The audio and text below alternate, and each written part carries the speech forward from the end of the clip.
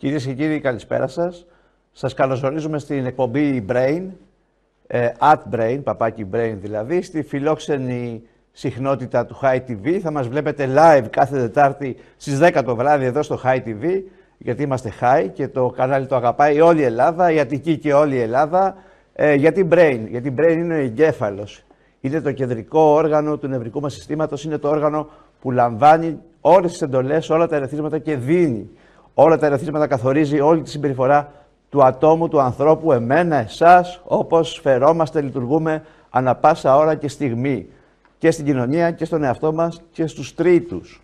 Και στους ανθρώπους που αγαπάμε και στους ανθρώπους που μας δυσαρεστούν λιγάκι και πρέπει να τους διαχειριστούμε και πώς διαχειριζόμαστε τις καταστάσεις και τα πάντα γύρω μας. Αυτή είναι λοιπόν η φιλοσοφία της εκπομπής. Η φιλοσοφία είναι Brain, @Brain, πολιτική, κοινωνία, οικονομία. Κοινωνία, πολιτική, οικονομία, βάλτε τα με όποια σειρά θέλετε, αν και η σωστή σειρά της εκπομπής. Και αυτός είναι και ο σκοπός και η αποστολή της εκπομπής θα είναι πρώτα ο άνθρωπος, κοινωνία δηλαδή, μετά η πολιτική, γιατί η πολιτική πατάει και εκλέγεται η πολιτική με ήττα και με όμικρο γιώτα από την κοινωνία και η πολιτική θα πρέπει να καθορίζει την οικονομία. Μέσα στην οποία το πλαίσιο όλο αυτό θα πρέπει να λειτουργεί ο άνθρωπος λοιπόν και η κοινωνία. Αν και στις μέρες μας και τα τελευταία ειδικά χρόνια επικρατεί μία άναρχη πολλές φορές ή αντίστροφη σειρά των πραγμάτων αυτών. Κάποιοι προτάσουν την οικονομία, η πολιτική δηλαδή, και όταν ευημερούν πολλές φορές οι αριθμοί, οι άνθρωποι δυστυχούν. Εμείς είμαστε εδώ να ανταλλάξουμε όλα αυτά μαζί σας. Η εκπομπή είναι δική σας, εγκέφαλο λοιπόν, Brain. Γιατί κάποιοι μας στέλνουν εγκεφαλικά νεκρούς. Όμως εμείς είμαστε εγκεφαλικά υγιείς και ενεργοί. Και έχουμε το μυαλό μας και τα μάτια μας 14. Στο σημείο αυτό θα ήθελα να καλωσορίσω στην εκπομπή και να καλησπερίσω τον ανεξάρτητο βουλευτή Β' Αθήνας, τον κύριο Χάρη Κατσιβαρδά. Καλησπέρα σας, κύριε Κατσιβαρδά. Καλησπέρα. Καλώς ήρθατε στο Brain. Ευχαριστώ πολύ για μαζί στην πρώτη εκπομπή. Πρόσκληση. Να ευχηθώ από καρδιάς καλό αγώνα βασικά, γιατί κάθε δημοσιογραφική εκπομπή η οποία εδράζεται πρωτίστως, και πρέπει να το επισημάνω, στην δημοσιογραφική διοντολογία και την σύνομη έρευνα, η οποία προϋποθέτει εξακρίβωση στοιχείων, πλην αυτού θα πω καλό αγώνα, διότι πάντοτε, επειδή μας συνδέει μια μακρά φιλία, είστε ενδελεχείς και εμβριθείς στην έρευνα και δίνετε βήμα στους πολίτες και πάρα πολλές φορές και τις αντίστοιχες λύσεις οι οποίες ζητούνται προκειμένου να διευθετηθούν εκκρεμότητες όπου η πολιτεία ή οι θεσμοί αδρανούν και ολιγορούν. Προσπαθούμε, κύριε Κατσιβαρδά, να κάνουμε εμείς τη δουλειά μας σε ένα δύσκολο, αντίξω περιβάλλον πάρα πολλές φορές και ό,τι αυτό σημαίνει και ό,τι αυτό συνεπάγεται. Αφού σας έχουμε τώρα εδώ μαζί μας, κύριε Κατσιβαρδά, γιατί είσαστε και δύσκολος στις εκπομπές και ευχαριστούμε πάρα πολύ για την τιμή που μας κάνετε και τη χαρά που μας δίνετε. Να ρωτήσουμε τι συμβαίνει τελικά με εσάς, με τους ανεξάρτητους βουλευτές. Θα κάνετε, έχετε συγκροτήσει κοινοβουλευτική ομάδα, πώς θα πορευτείτε από εδώ και στο εξής. Βλέπουμε ότι υπάρχει ένα φλερτ, όσο τα βάζω όλα μαζί, υπάρχει ένα φλερτ με τη Νέα Δημοκρατία. Γιατί από ό,τι παρακολουθούμε, με συγχωρείτε, έχετε ψηφίσει και κάποια νομοσχέδια. Καταρχάς, δράτω με τις ευκαιρίες να πω ότι δύσκολος δεν είμαι, απλώς επειδή ασκώ μαχόμενη δικηγορία, ο χρόνος είναι περιορισμένος. Δεν είμαι ανεπάγγελτος, το γραφείο παραμένει, η αρθρογραφία και η λοιπή δραστηριότητα η επαγγελματική που αυτοπροσδιορίζει την οντότητά μου και ταυτοχρόνως αυτή είναι η προϋπόθεση η οποία με κάνει εξελίξιμο, αν θέλετε, εντός των κόλπων του Κοινοβουλίου, διότι έχουμε χάσει σήμερα την ουσία. Ο πολιτικός σήμερα μπορεί να στερείται γνώσεων, να μην έχει αντίληψη, να μην έχει γνώσεις, απλώς αυτοματοποιημένα διαμέσου των μέσων μαζικής δικτυώσεως, προεχόντως και κυρίως, έχει την ψευδαίσθηση, την πλάνη ότι κατά αυτόν τον τρόπο γίνεται αρεστός. Πλην όμως δεν γνωρίζει ότι γίνεται πόλος έλξης μιας ευνουχισμένης μάζας και όχι μιας συνειδητής ομάδας πολιτών, οι οποίοι αυτοί θα αναδείξουν, διότι οι άνθρωποι αυτοί θα δώσουν εντολή για μια ουσιαστική αλλαγή και όχι για οχλαγωγία και άναρθρες κραυγές. Το ξεκαθαρίζει και το αποσαφηνίζω. Πρώτον. Δεύτερον, κύριε Μπάου, να είστε σίγουρος ότι αυτή τη στιγμή στη Βουλή, όπου είναι 14 ανεξάρτητοι προερχόμενοι από όλες τις κομματικές παρατάξεις, βεβαίως η πλειονοψηφία είναι στους Σπαρτιάτες, για τους πρώην Σπαρτιάτες, με συγχωρείτε, υπάρχει κοινοβουλευτική ομάδα των Σπαρτιατών με 5 άτομα και οι υπόλοιποι από τους 12, 7 είναι ανεξάρτητοι. Ναι, είναι 14 από όλα τα κόμματα, όπου η πλειοψηφία των 7 ανεξαρτήτων προερχόμενοι εκ των Σπαρτιατών είναι 7, συμπεριλαμβανομένου και μου. Όμως από τους 7 υπάρχουν αντικρουόμενα συμφέροντα. Εγώ έχω πλήρως και καθολικώς διαφοροποιήσει πολιτικά, κοινωνικά και ουσιαστικά τη θέση μου από την 25η Ιανουαρίου του 2024 και εντεύθεν. Αυτό αποδεικνύεται από πράξεις και παραλήψεις και δεν έχω καμία απολύτως σχέση, δεδομένου ότι υπάρχει πλήρης οριοθέτηση σχετικά με αυτό. Τώρα, το διατάφτα ποιο είναι? Αυτός ο οποίος φλερτάρει με την νέα δημοκρατία ουσιαστικά δεν είμαι εγώ. Το γεγονός ότι είμαι ανεξάρτητος βουλευτής και ψήφισα, αυτό το οποίο ήθιστε να λέω είναι ότι επειδή είμαι ανεξάρτητος, είμαι ελεύθερος και έχω απεριόριστο δικαίωμα έκφρασης και λόγου, όπως προβλέπεται ρητός εκ του συντάγματος. Άρα, αν κρίνω και θεωρώ ότι κάτι συντάσσεται και ταυτίζεται με τα δικά μου τα πιστεύω, θα τα ψηφίσω, ανεξαρτήτως ποιος το προτείνει ή μη. Έτυχε συμπτωματικός να έχω ασκήσει το δικαίωμα της ψήφου υπέρ της Νέας Δημοκρατίας. Αυτό δεν συνεπάγεται αυτό το δικαίωμα. Επίσης, το φλερτ που λέτε, πολλές φορές όταν γίνεται κάποιο φλερτ και στην πολιτική και γενικότερα, έχει ένα εύλογο χρονικό σημείο προκειμένου να ανταποκριθεί αυτός ο οποίος ενεργητικά ή παθητικά κάνει, δέχεται το φλερτ. Αν παρέλθει ικανό χρονικό διάστημα, και θέλω να πω λοιπόν με αυτό ότι αυτός ο οποίος πραγματικά συνθηκολογεί είναι αυτός ο οποίος δεν φαίνεται, δεν είναι αυτός που φαίνεται. Είναι διαφορετικό το δικαίωμα της ψήφου, διαφορετική ακεραιότητα του καθενός και πώς στέκεται με στοιχεία και τεκμήρια, και είναι διαφορετικό ο Φαρισαίος και ο υποκριτής, ο οποίος διατυπώνει και αρθρώνει ενώπιον της Βουλής αφηγήματα, τα προάγει διαμέσου των μέσων μαζικής ενημερώσεως, πλην όμως υπόγεια συνθηκολογεί. Ήθιστε τις κερκόπορτες της συνθηκολόγησης της πολιτικής να τις κάνουν αυτοί οι οποίοι φαίνονται ως κατεφημισμόν επαναστάτες, ενώ στην ουσία είναι η θεραπενίδα, είναι δηλαδή η δικλείδα ασφαλείας του εκάστοτε συστήματος. Εγώ είμαι ανεξάρτητος, ελεύθερος και πολιτικά ευδαίμων. Υπάρχει περίπτωση στο μέλλον, κύριε Κατζιβραδά, να σας δούμε υποψήφιο με τη Νέα Δημοκρατία ή με κάποιο άλλο κομματικό σχήμα? Το μέλλον, το μέλλον το διαγράφει μόνο ο Θεός. Δεν είμαστε προφήτες. Προς στιγμήν δεν υπάρχει εν ψήγματι καμία απολύτως τέτοιου είδους προοπτική.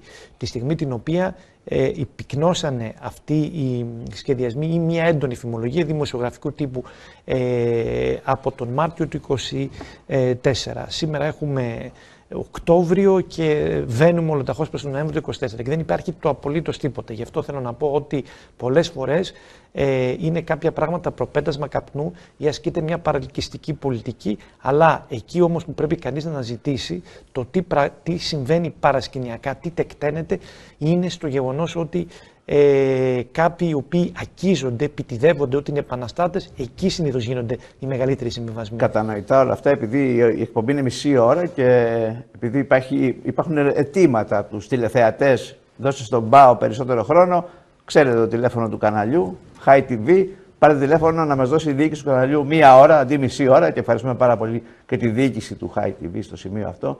Για τα 30 λεπτά είναι πολύτιμος τηλεοπτικός χρόνος και είναι και σε πολύ δυνατή ζώνη. Θα περάσουμε να δούμε τον κύριο Κατζιβραδά και να σχολιάσουμε τα θέματα της εκπομπής και της επικαιρότητας. Έχουμε ένα μείζον θέμα, είναι μεγάλο θέμα, πάρα πολύ μεγάλο θέμα που έχει να κάνει με την εθνική μας οικονομία. Έχουμε ευλογιά στα εγωπρόβατα. Και όταν λέμε εγωπρόβατα, δεν υπάρχει ζώο εγωπρόβατο, όπως λένε πολλοί, υπάρχει πρόβατο, υπάρχουν και αίγες. Λοιπόν, ο συνολικός πληθυσμός στην Ελλάδα είναι 10.697.000 με τον τελευταίο απολογισμό της Eurostat. Υπάρχει μεγάλο πρόβλημα γιατί μετά την πανόλη είναι διατροφικό μείζωνο σημασία στο ζήτημα αυτό, το θέμα αυτό. Μετά την πανόλη, λοιπόν, πριν από 2-3 μήνες που τελεπώρησε και την ελληνική κοινωνία και τους κτηνοτρόφους και όλη τη διατροφική αλυσίδα, αλλά και την αγορά, την οικονομία, γιατί υπάρχει μια οικονομία, μια αλληλουχία. Υπάρχει ο κτηνοτρόφος, υπάρχει το σφαγείο, υπάρχει ο κρεοπόλης, υπάρχει ο καταναλωτής, υπάρχουν τα σούπερ μάρκετ, υπάρχουν εισαγωγείς, υπάρχουν πάρα πολλά στη μέση.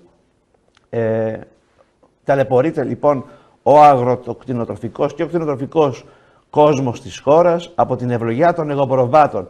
Να δούμε λοιπόν τα μέτρα, τα έκτακτα μέτρα, γιατί κλείνουν τα σφαγεία για 10 μέρες, και να δούμε τα μέτρα που έχει εξαγγείλει το Υπουργείο Αγροτικής Ανάπτυξης και Τροφίμων και μια σύντομη δήλωση του Υπουργού, του κ. Κωνστατσάρα. Η χώρα μας βρίσκεται αντιμέτωπη με μια ακόμα σοβαρή επιδημιολογική απειλή, καθώς έχει καταγραφεί έξαρση της ευλογιάς των προβάτων. Η ευλογιά είναι μια εξαιρετικά μεταδοτική ασθένεια, η οποία, τονίζω, δεν απειλεί τη δημόσια υγεία, καθώς είναι μια πάθηση που δεν μεταδίδεται στον άνθρωπο. Δυστυχώς όμως είναι ιδιαίτερα μεταδοτική στα ζώα. Συνεπώς, με γνώμονα την ασφάλεια των ζώων και των κτηνοτρόφων μας, το Υπουργείο Αγροτικής Ανάπτυξης και Τροφίμων προχωρά σε άμεσα μέτρα. Από σήμερα ανακοινώνουμε την πλήρη απαγόρευση μετακίνησης των εγωπροβάτων για αναπαραγωγή, πάχυνση, βοσκή και σφαγή σε ολόκληρη την επικράτεια για ένα δεκαήμερο. Τα μέτρα αυτά είναι αναγκαία, προκειμένου να περιορίσουμε την εξάπλωση της ζωονόσου και να διασφαλίσουμε ότι η κρίση αυτή θα αντιμετωπιστεί με τον καλύτερο δυνατό τρόπο, όπως έγινε και με την πανόλη των μικρών μυρικαστικών. Είμαστε σε διαρκή επικοινωνία με τους κτηνιάτρους και όλες τις αρμόδιες υπηρεσίες των περιφερειών, αλλά και με τους ίδιους τους περιφερειάρχες, με τους οποίους είχα νωρίτερα σύσκεψη για την άμεση εφαρμογή των μέτρων και την παρακολούθηση της κατάστασης. Με οδηγό την αντιμετώπιση της πανόλης, καλούμε τους κτηνοτρόφους να ακολουθήσουν πλήρως τις οδηγίες των αρμοδίων υπηρεσιών, όπως έπραξαν με συνέπεια και υπευθυνότητα και στο πρόσφατο παρελθόν. Είμαστε βέβαιοι ότι με τη συνεργασία όλων μας θα καταφέρουμε να περάσουμε και αυτή την κρίση. Σας ευχαριστώ. Ακούσαμε λοιπόν τον Υπουργό Αγροτικής Ανάπτυξης και Τροφίμων με τα έκτακτα μέτρα που ανακοίνωσε το Υπουργείο. Κάνει καλή δουλειά ο γιατρός στο Υπουργείο, ο κύριος Κώστας Τσιάρας. Είναι από τους σοβαρούς ανθρώπους στην πολιτική ζωή του τόπου. Προσπαθεί να θεραπεύσει προβλήματα που βρήκε ο άνθρωπος στο Υπουργείο Αγροτικής Ανάπτυξης και Τροφίμων.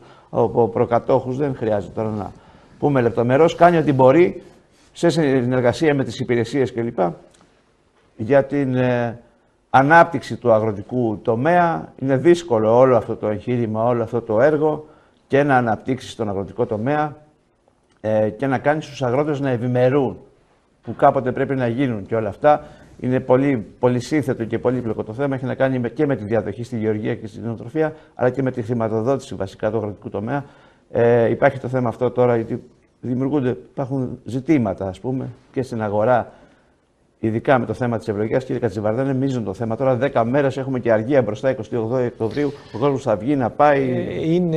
Τριήμερα αυτά θα είναι κλειστές οι ταβέρνες, τα κρεοπολία. Τι θα γίνει, δεν θα ψήσουν αρνί.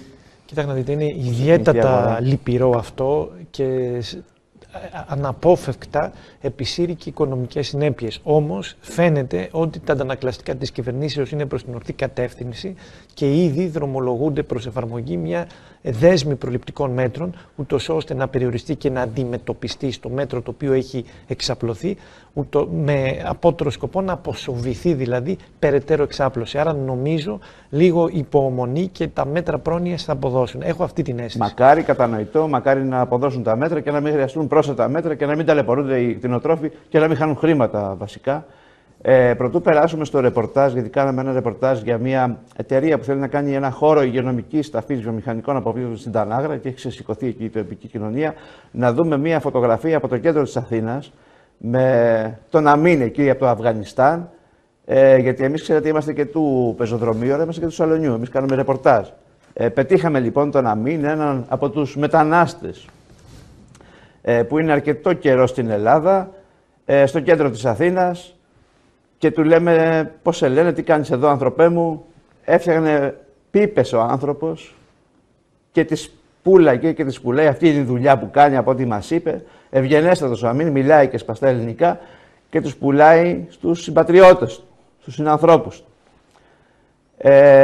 Και έτσι εξασφαλίζει τα προστασβήν και του λέμε, τι βγάζεις βρε άνθρωπε εσύ και το κάνεις αυτό, γιατί είδαμε ένα καμινέτο, στην αρχή νομίζαμε ότι κάνει κάτι άλλο. Ίσως ενδεχομένως κάποια χρήση κλπ. Αλλά ο άνθρωπος δεν έκανε χρήση, έφτιαχνε πίπες. Τα εργαλεία της δουλειάς του. Τώρα ποιος τις αγοράζει αυτές τις πίπες και πόσο δεν ξέρουμε, ποιος τις παίρνει. Και του λέμε τι κάνεις εκεί με αυτά τα πράγματα. Λέει πίπες είναι για να καπνίζουν. Τώρα δεν ξέρουμε αν καπνίζουν καπνό ή κάτι άλλο. Τέλος πάντων αυτό δεν μας αφορά. Υπάρχουν αρμόδιοι να τα βρουν αυτά. Όπως υπάρχουν και αρμόδιοι όλους αυτούς τους ανθρώπους που έχουν έρθει γιατί τους δέχεται η Ελλάδα. Είτε μπαίνουν νόμιμα, είτε παράνομα, είτε θαλασσίως ή θαλάσσια οδό ή τη χερσαία οδό, θα πρέπει να φροντίσει Γιατί καταλήγουμε μετά στο κέντρο της Αθήνας ή σε άλλες περιοχές και ο καθένας προσπαθεί με ό,τι του κατέβει από το μυαλό να επιβιώσει. Πολλοί κάνουν και ληστείες ή άλλες έκνομες ενέργειες. Κύριε Κατζιβαρδά, να μας πείτε λίγο τη θέση σας για αυτά τα Κοιτάξτε να δείτε, φαινόμενα. Η έξαρση της εγκληματικότητας είναι ένα διαχρονικό φαινόμενο, δεν είναι τωρινό, αλλά έχει πυκνώσει και ο κακός σύμβουλος τρόποντινά, δηλαδή της μικροεγκληματικότητας, είναι η έλλειψη απασχολήσεως, είναι η έλλειψη πόρων, όπου οθεί άντρες και γυναίκες, οικογένειες, για να εξασφαλίσουν κυρίως τα προσταζήν, να προβαίνουν σε μικροεγκληματικότητα.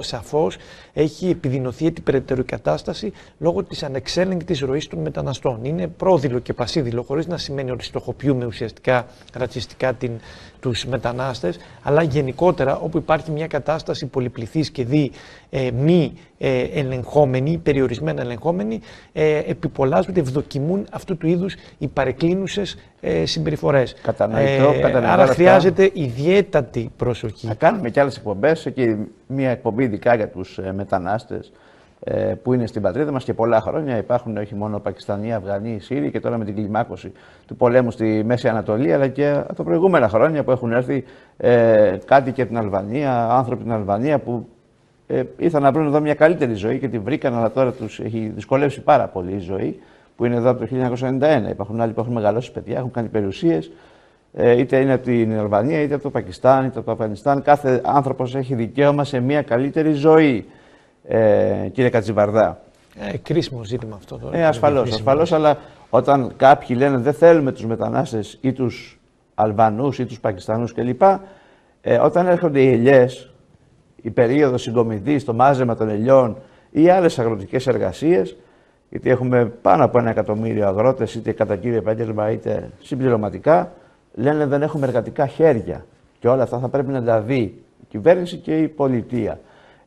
Να περάσουμε λοιπόν στο θέμα που είναι το κύριο θέμα της εκπομπής απόψε, η δημιουργία χώρου υγειονομικής ταφής βιομηχανικών αποβλήτων στην Τανάγρα. Μόλις μισή ώρα από την Αθήνα έχουν ξεσηκωθεί εκεί οι κάτοικοι και φορείς της περιοχής, επειδή μια εταιρεία θέλει να δημιουργήσει μια μονάδα επεξεργασίας βιομηχανικών αποβλήτων και χώρου ταφής αυτών σε μια έκταση πλέον των 120 στρεμμάτων στην Τανάγρα. Εμείς εδώ ως Brain, ως εκπομπή, λέμε ναι στην επιχειρηματικότητα, λέμε ναι στη βιομηχανία, λέμε ναι στην ανάπτυξη.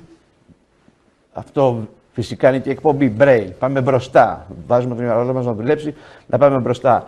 Αλλά δίνουμε λόγο και ρόλο, και η αποστολή μας είναι η συνύπαρξη. Η αρμονική συνύπαρξη βιομηχανίας και ανθρώπου και ατόμου και μέτρων διασφάλισης της δημόσιας υγείας και του περιβάλλοντος σε κάθε περίπτωση. Να πάμε να δούμε το ρεπορτάζ και να κάνουμε ένα σχολιασμό με τον κύριο Κατζιβαρδά στην πορεία.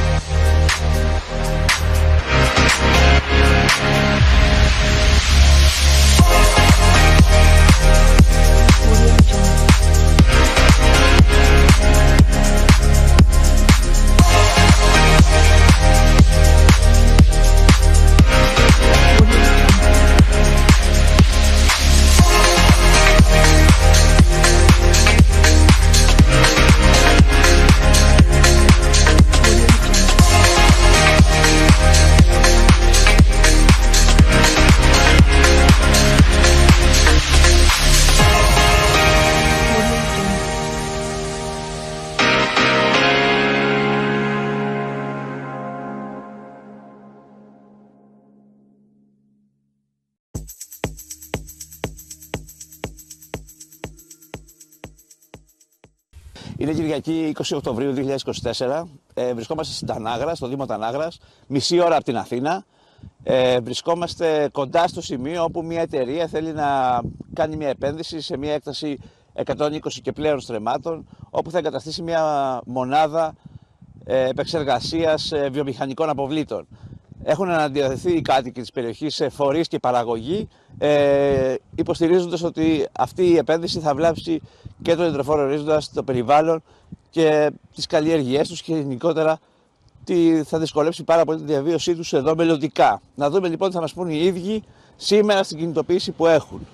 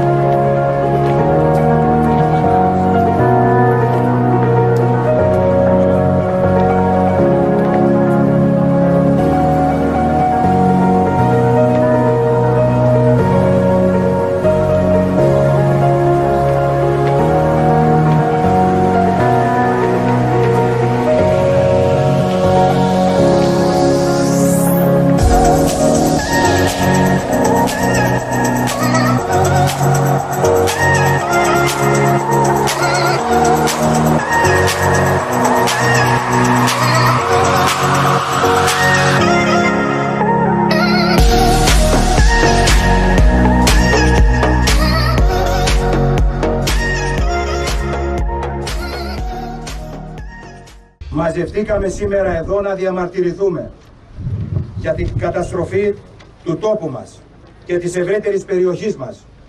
Ζητάμε να σταματήσετε να δηλητηριάζετε το νερό μας, να υποβαθμίζετε τη γη μας, να μολύνετε τον αέρα μας. Από τους παλαιότερους παραλάβαμε καθαρό νερό, καθαρή γη και καθαρό αέρα. Είμαστε υποχρεωμένοι να τα παραδώσουμε στους νεότερους όπως τα παραλάβαμε. Αρχές Νοεμβρίου έχουμε το δικαστήριο. Πιστεύω με τις τεχνικές εκθέσεις των εμπειρογνωμόνων και των νομικών μας συμβούλων να κερδίσουμε και να μην γίνει αυτό το έργο. Αν και εφόσον δεν τελεσφορήσει αυτή η ενέργεια, είμαστε πάλι εδώ όλοι μαζί να διεκδικήσουμε ο τόπος μας να μείνει καθαρός. Ότι δεν χωρά άλλη επιβάρηση και δεν θα επιτρέψουμε άλλη επιβάρηση σε αυτόν τον τόπο. Είμαστε ήδη επιβαρημένοι. Είμαστε όλοι μαζί προς αυτή την κατεύθυνση ενωμένοι. Όχι στο χιτβά. Δεν πρόκειται να επιτρέψω νέο θάνατο στις γειτονιές, στους δήμους και τις περιοχές. Ο χιτβά, τελεία και παύλα. Δεν πρόκειται να γίνει στην περιοχή. Έτσι αγωνίζεται στις περιοχές της Τανάγρας, του Οροπού, του Δηλεσίου για να πει stop στο να μετατραπεί η περιοχή σε ένα σύγχρονο Auschwitz, σε μια πύλη της κολάσεως, σε μια πύλη των ζωντανών νεκρών. Έχουμε πολλές φορές μιλήσει για την Τανάγρα, για το πρόβλημα του ΧΙΔΕΑ, εγώ προσωπικά και με επίκαιρες ερωτήσεις, αλλά και στην Ολομέλεια, και σκοπεύω να συνεχίσω να το κάνω εν ώψη και του πρόσφατου νομοσχεδίου, πολυνομοσχεδίου του ΙΠΕΝ, που ξεκινάει η συζήτηση την επόμενη εβδομάδα. Και σας καλώ όλους να μπείτε να διαβάσετε αυτό το σχέδιο νόμου. Για την περίπτωσή σας έχουν ήδη παραβιαστεί 2 αποφάσεις του Συμβουλίου της Επικρατείας, που θα έπρεπε να έχουν δικαιώσει όλους σας τους αγώνες, θα έπρεπε να έχουν γίνει σεβαστά τα δικαιώματα και δυστυχώς παραβιάζονται, και με νέες εκφράσεις παραβίασης βρισκόμαστε σήμερα εδώ να αντιμετωπίσουμε το θηρίο, τη δύναμη του κέρδους, της διαπλοκής συμφερόντων, εξουσίας, πολιτικής εξουσίας, δικαστικής εξουσίας και των μεγάλων πολυεθνικών, των μεγάλων οικονομικών συμφερόντων, που τελικά εάν δεν αντιταχθεί ο κόσμος και αν δεν ενωθεί προκειμένου να αντιπαρέλθει όλο αυτό το άδικο σε βάρος του, δεν πρόκειται να υπάρχει αποτέλεσμα. Είναι μια συγκέντρωση συνέχεια των προηγούμενων κινητοποιήσεων και αυτό δείχνει ότι υπάρχουν ζωντανές δυνάμεις που αντιστέκονται απέναντι σε αυτό που γίνεται, σε αυτό που επιδιώκουν, σε αυτό που θέλουν να επιβάλλουν στην περιοχή. Και φυσικά ξέρουμε πολύ καλά ότι πίσω από αυτό κρύβονται τα συμφέροντα των μεγάλων βιομηχάνων, κρύβονται τα συμφέροντα αυτών που επιδιώκουν τα κέρδη στην προσπάθειά τους να κερδίσουν ακόμη περισσότερα, αδιαφορώντας για τις ζωές μας. Αυτό δεν θα περάσει. Βλέπουμε ότι πήγανε και υπογράψανε την άδεια του ΚΙΤΑΣ, ενώ την είχε βγάλει παράνομη η πολεοδομία Θήβας για μεγαλύτερες διαστάσεις, πήγανε και το υπογράψανε και το νομιμοποίησε ο ίδιος ο Υπουργός. Τα συμφέροντα είναι τεράστια. Τα συμφέροντα είναι τεράστια. Μάθει ότι ο αγώνας πάντα, αν είναι διαρκείας, κερδίζεται. Αυτό που φοβούνται τον κόσμο. Τίποτα άλλο. Τα δικαστήρια είναι καλά. Ναι, πρέπει να το στείλουμε. Ό,τι ενέργεια μπορούμε να κάνουμε, ναι, πρέπει να την κάνουμε. Τα περιφερειακά συμβούλια είναι καλά, ναι, πρέπει να αναδεικνύουμε το θέμα. Αλλά τελικά αυτός που κερδίζει και αυτό που φοβούνται είναι εσάς. Το καθένα από εσάς και την καθεμία. Έχει χωροθετηθεί πάνω σε μία λεκάνη 770 τετραγωνικά χιλιόμετρα, που είναι το ποτιστικό νερό από το Κιθερώνα μέχρι το Νότιο Ευωικό και από το Βιωτικό Ασωπό μέχρι την Ηλίκη. Έχει χωροθετηθεί κοντά σε 3 σεισμικά ρήγματα και εμείς θα θάβουμε τοξικά απόβλητα σε χωμάτινα κελιά. Φίλοι και φίλες, αυτά τα στοιχειώδη περιβαλλοντικά μέτρα εφαρμόζονται? Όχι. Την πρώτη μέρα που ξεκίνησε, πήρε το κελί της αλατόδους χωρίας από τα ψηλά, το κατέβασε στο χαμηλότερο σημείο και αντί να σκάψει για 59.000 κυβικά, σκάβει για 180.000 κυβικά. Αντί να σκάψει για 6 μέτρα, έσκαψε 15 μέτρα. Μάλιστα. Βιομηχανία, κύριε Κατσιβαρδά, βιομηχανία ή άνθρωπος? Άνθρωπος ή βιομηχανία? Βιομηχανία, περιβάλλον, άνθρωπος ή απ' όλα? Κοιτάξτε να δείτε, ο συγκερασμός και η εξίσωση, ο συνδυασμός είναι πάντοτε το προτιμότερο. Στη στάθμιση αυτή σαφώς το επίκεντρο είναι ο άνθρωπος. Όμως, για να είμαστε και αμήλικτα ρεαλιστές, βεβαίως είμαστε υπέρ της βιομηχανικής αναπτύξεως, είμαστε υπέρ της δημιουργίας θέσεων εργασίας και εν γέννη υπέρ της εξελίξεως. Διότι αν δεν γίνονται έργα με απότερο σκοπό τη βελτίωση και την εξέλιξη, να υπάρχει όμως ένας συγκεκριμένος σκοπός, δεν μπορούμε να μιλούμε δηλαδή για εργασία και για να δημιουργείται μια οικονομική εξέλιξη. Όμως, σε κάθε περίπτωση όλα αυτά πρέπει να υπόκεινται σε περιορισμούς. Πρέπει να μην το αγαθό της εργασίας, το οποίο προβάλλεται, το οποίο διεκδικείται λόγω ότι θα δημιουργηθούν θέσεις εργασίας, δεν πρέπει να υποσκελίζει και δεν πρέπει να υποσκάπτει ουσιαστικά τα λοιπά αγαθά, τα οποία είναι εξίσου σημαντικά για τον άνθρωπο, που είναι το επίκεντρο και η γενική συνισταμένη και της εργασίας και της εξέλιξης και του πολιτισμού. Δηλαδή το περιβάλλον. Πρέπει να είναι σύνομες όλες αυτές οι δράσεις, να μην επιβαρύνεται το περιβάλλον και να μην δημιουργούνται περαιτέρω προβλήματα στην ήδη κατανοητά περιοχή, την οποία έχει πάρα πολλά θέματα. Υπάρχει και μια προσφυγή στο Συμβούλιο της Επικρατείας αρχές Νοεμβρίου, συζητείται από ό,τι μας λένε κάτι, και υπάρχει και ένας απολογισμός στο Περιφερειακό Συμβούλιο Στερεάς Ελλάδας 30 Οκτωβρίου, από ό,τι έχουμε ενημερωθεί, και για το θέμα αυτό θα αναφερθεί μαζί με άλλα θέματα. Θα το παρακολουθούμε. Το θέμα αυτό είναι μεγάλο το θέμα. Υπάρχει ανησυχία πάντως από την πλευρά των κατοίκων. Πιστεύουμε να βρεθεί η χρυσή τομή. Μπορούμε όλοι μαζί να συνυπάρξουμε. Θα βλέπουμε και άλλα θέματα στην πορεία. Έχουμε και ένα άλλο θέμα των ημερών και κλείνουμε με αυτό. Πιέζει ο χρόνος. Πάρτε τηλέφωνο στη διοίκηση του καναλιού να μας δώσουν περισσότερο χρόνο. Έχουμε ντομάτες από την Τουρκία, οι οποίες απορρίφθηκαν κατά την εισαγωγή τους από το Ισραήλ. Ναι, καλά ακούτε, απορρίφθηκαν οι ντομάτες από το Ισραήλ. Έφυγαν από την Ελλάδα λοιπόν, πήγαν στο Ισραήλ, αντιλήφθηκαν ότι είναι ντομάτες Τουρκίας. Πίσω λοιπόν στο λιμάνι της Ελλάδας, αυτό έγινε πριν λίγες μέρες και οι ντομάτες αυτές έπεσαν στην ελληνική αγορά. Και ποιος τις έφαγε, θα τα βρούμε αυτά. Follow the tomatoes. Όπως υπάρχει και το motto follow the money, follow the tomatoes. Στην προκειμένη περίπτωση, κύριε Κατσιβαρδά, έχετε κι εσείς μεγάλο κοινοβουλευτικό έργο να κάνετε με αρκετά θέματα, όπως αντιλαμβάνεστε. Ξεκινούμε από σήμερα. Και από το Brain, την εκπομπή. Με το πρόταγμα χωρίς κομματικές περιχαρακώσεις και αντιπαραθέσεις. Η κοινωνία και οι πολίτες πέραν και πάνω από χρωματισμούς. Πρέπει να κλείσουμε, ο χρόνος πιέζει. Ευχαριστούμε πολύ που ήσασταν μαζί μας στην πρώτη εκπομπή Brain. Λοιπόν, @Brain, κάθε Τετάρτη στις 10 το βράδυ στο High TV. Να προσέχετε στον δρόμο και το Brain σας να προσέχετε. Ευχαριστούμε πολύ. Καλό βράδυ.